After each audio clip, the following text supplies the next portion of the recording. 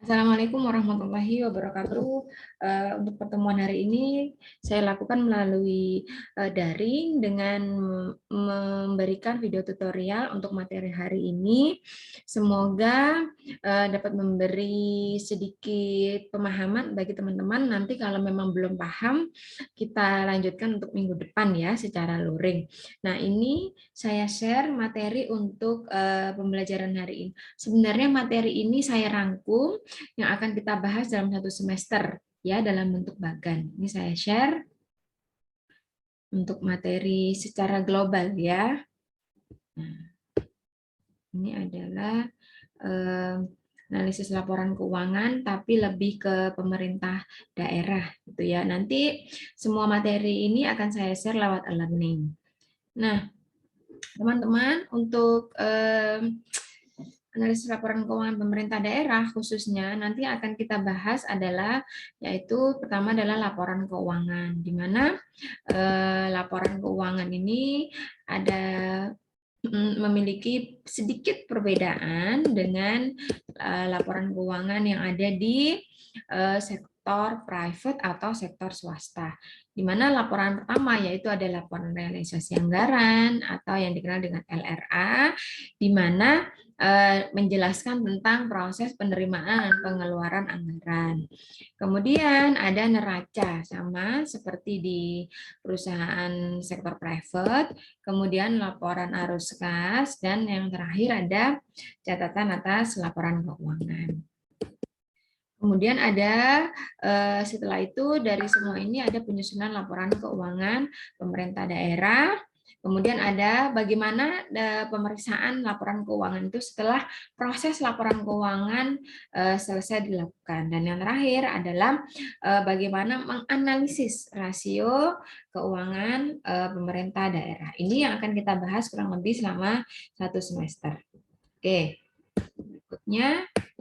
Nah, laporan keuangan sendiri yang akan kita bahas ya, dari definisinya, kemudian ada komponen apa saja yang ada di laporan keuangan itu sendiri, kemudian ada prinsip akuntansi dan pelaporan, serta ada tujuan. Ya, nah ini adalah isi atau yang tertera akun-akun yang ada di laporan realisasi anggaran.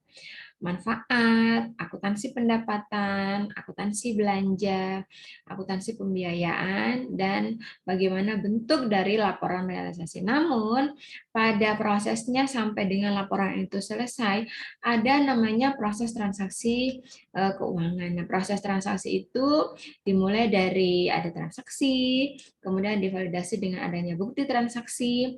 Setelah ada bukti transaksi itu ada proses yang namanya penjurnalan sampai dengan penyusunan buku besar dan lain-lain. Nah, ini nanti akan kita bahas setelah ini. Ini secara garis besar ya. Ini saya buat dalam bentuk ini. Untuk referensi, Anda bisa menggunakan referensi dari manapun. Ini saya skip. Kemudian saya masuk ke materi selanjutnya, lebih ke materi akuntansi. Ini ada 8 slide, teman-teman. Secara garis besar saya buat dalam bentuk ringkasan seperti ini. Nah, sekarang saya stop share untuk general materinya. Ini saya masuk ke lebih spesifikasi materi yang akan kita bahas. Lebih ke siklus. Nah, sebelum laporan itu tersusun atau Anda menyusun laporan sebelum Anda menyusun laporan LRA, ada namanya proses penjurnalan dalam transaksi yang ada di transaksi Pemda. Nah, ini saya masuk ke siklus dulu ya. Nah, ini siklus ada 14 slide. Saya akan berusaha untuk menjelaskan ini. Semoga nanti Anda bisa memahami gitu ya. Tapi kalau tidak dipahami, monggo silakan buat catatan. Nanti minggu depan ketika kita bertemu, silakan ditanyakan. Oke. Ini saya. Nah, ini adalah siklus dan pencatatan akuntansi dan pencatatan transaksi. Nah, ini gambaran umumnya. Ada transaksi atau kita mengidentifikasi. Kemudian setelah mengidentifikasi ada namanya jurnal umum. Nah, di sini dalam kurung ada jurnal LO, laporan operasional di dalamnya, dan LRA. Kemudian setelah itu memposting ke buku besar.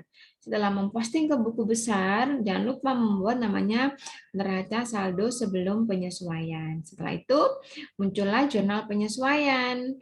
Jurnal LO, kemudian ada neraca saldo, ada jurnal penutup, ada laporan keuangan, ada neraca saldo setelah penutupan atau opsional, dan yang terakhir ada jurnal pembalik. Ini ada siklus.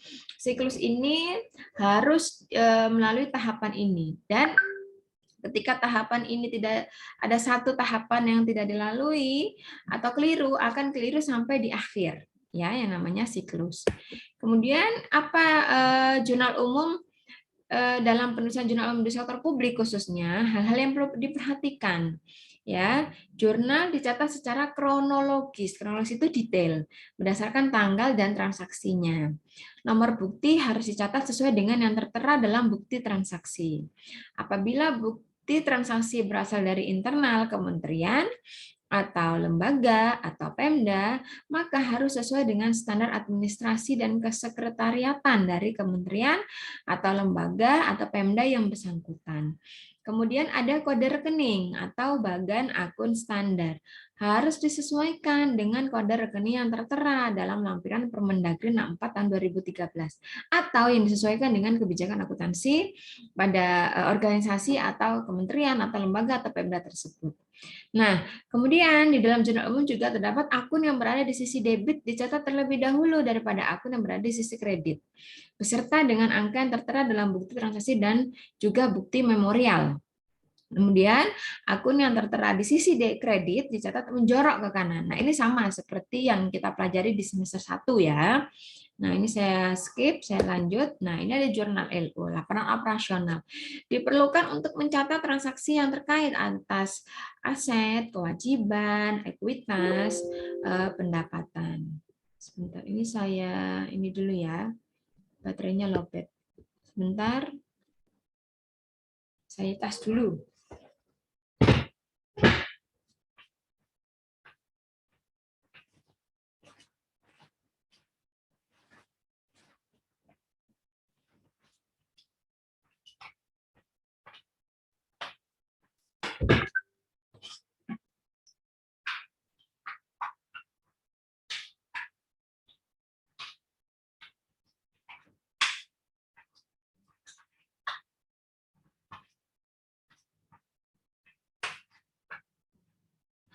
Bentar ya teman-teman. Oke. Saya lanjut.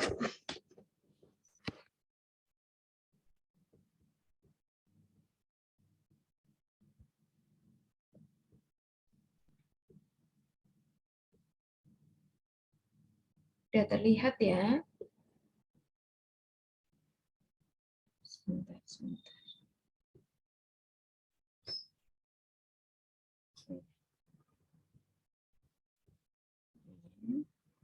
Sampai di sini ya. Oke. Ada transaksi-transaksi yang dicatat dalam jurnal LO adalah seluruh transaksi yang mempengaruhi kegiatan ekonomi entitas. Termasuk di dalamnya adalah transaksi yang merupakan bagian dari accrual basis. Nah, untuk melakukan pencatatan dalam jurnal LO, kita harus mengetahui akun-akun mana yang masuk ke dalam kategori aset, kewajiban, dan ekuitas. Oke.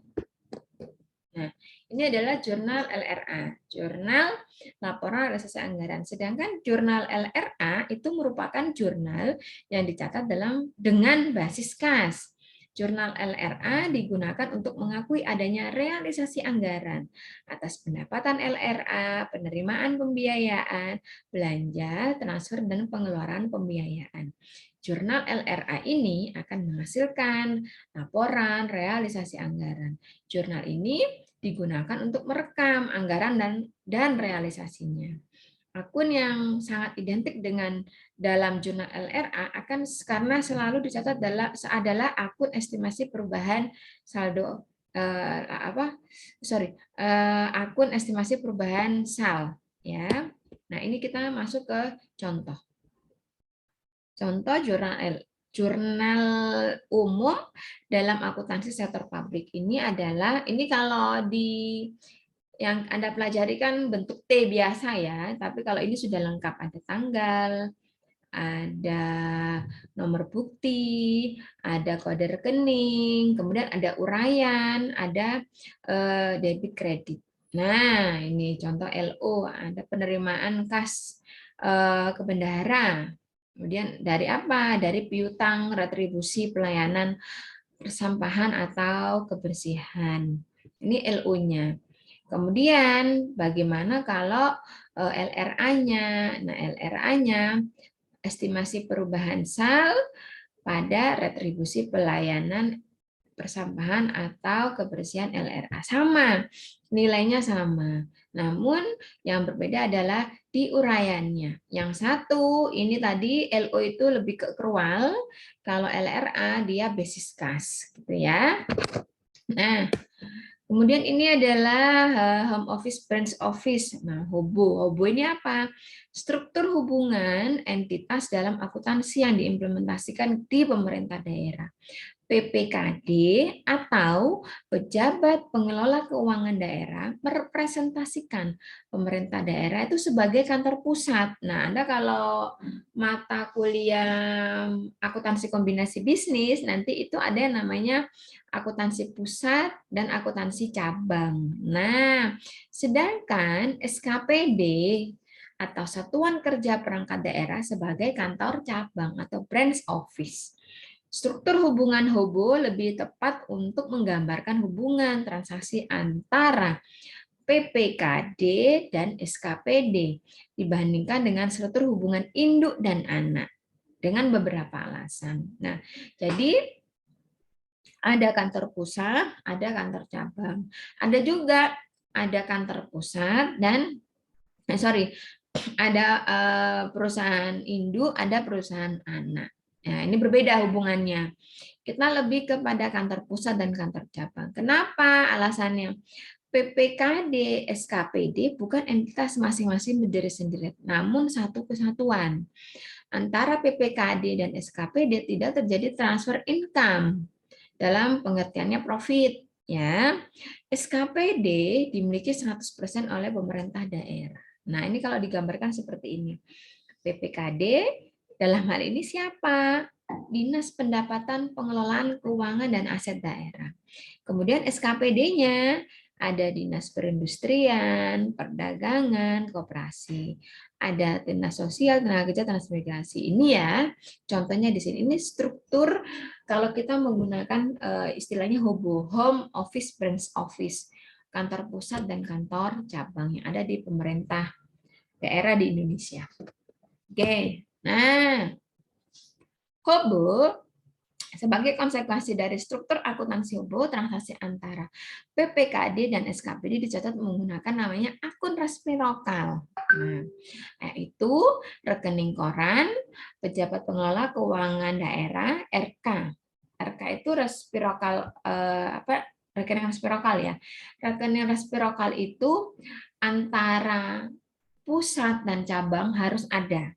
Ya, timbal balik, resiprokal itu timbal balik, yang merupakan akun entitas di SKPD dan akun rekening koran satuan kerja perangkat daerah yang merupakan akun aset di PPKD. Nah, yang di PPKD ada, yang di SKPD juga ada. Akun resiprokal merupakan akun real atau real account. Akun rekening koran PPKD merupakan akun entitas di SKPD. Hal ini dikarenakan SKPD itu merupakan cabang dari pemerintah daerah, sehingga sebenarnya SKPD tidak memiliki ekuitas sendiri, melainkan hanya menerima ekuitas dari Pemda melalui mekanisme transfer. Ya. Kemudian SKPD itu apa, Bu? Satuan Kerja Perangkat Daerah.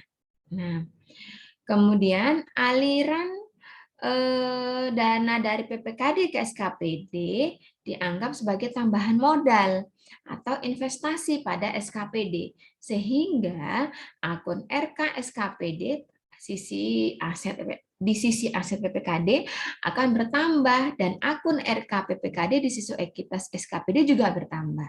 Namun, sebaliknya, apabila terdapat aliran dana dari SKPD ke PPKD, SKPD dianggap mengembalikan modal atau investasi kepada PPKD, sehingga akun RK SKPD di sisi aset PPKD akan berkurang. Nah, sebentar, ini nggak kelihatan. Ya, ini nggak usah saya, ini ya, sorry. Sebentar. Potong. Wait. Share lagi ya, potong tadi.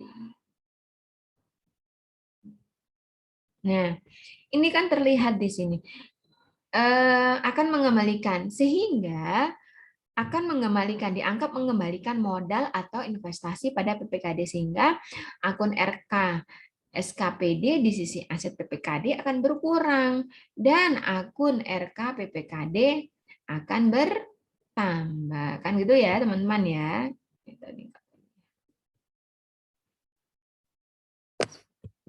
Nah, saya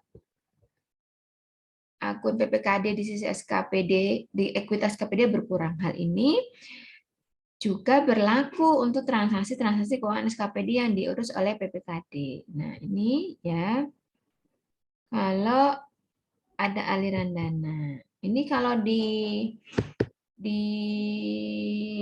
akuntansi kombinasi bisnis namanya akuntansi pusat dan cabang ini ya. Ini saya boldkan. Nah, biar kelihatan. Oke, terlihat ya. Sekarang saya lanjut di slide 9. Ini adalah tugas PPKD. PPKD selaku pengelola APBD. Saya slide. Mempunyai tugas berikut: menyusun, melaksanakan kebijakan pengelolaan keuangan daerah, menyusun rancangan APBD dan rancangan perubahan APBD, melaksanakan pemungutan pendapatan daerah yang telah ditetapkan dengan peraturan daerah, melaksanakan fungsi bendahara umum, menyusun laporan keuangan daerah dalam rangka pertanggungjawaban pelaksanaan daerah, APBD, melaksanakan tugas lainnya berdasarkan kuasa yang dilampahkan oleh kepala daerah. Ini tugasnya. Nah, ini adalah tugas SKPD.